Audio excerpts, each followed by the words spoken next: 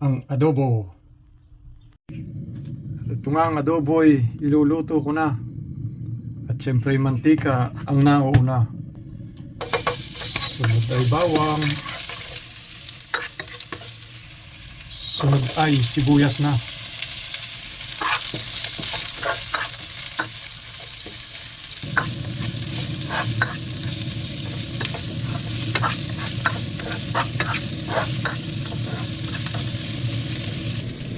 At susunod ko na nga ang manok na minarinate kanina.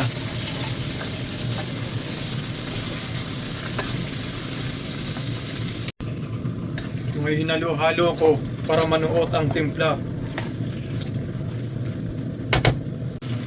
At pang samantala ay tatakluban ko muna. Bubuksan ko nga ito dahil nabulak na.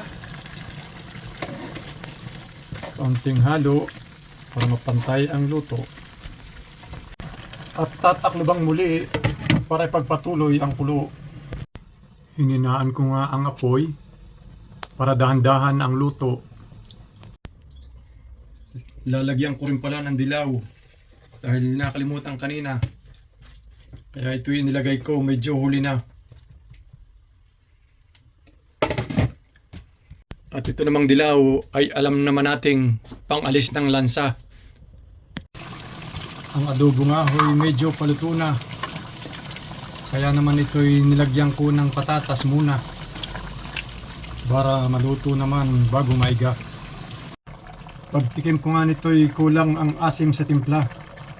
Kaya naman ang idadagdag ko ay isang lemon pa. Ang patatas nga ay medyo malambot na. Pagtikim ko na may panama na rin ang lasa. Kaya ngayon ito'y ahanguin ko na. Salamat sa mga nanonood sa tuwi na.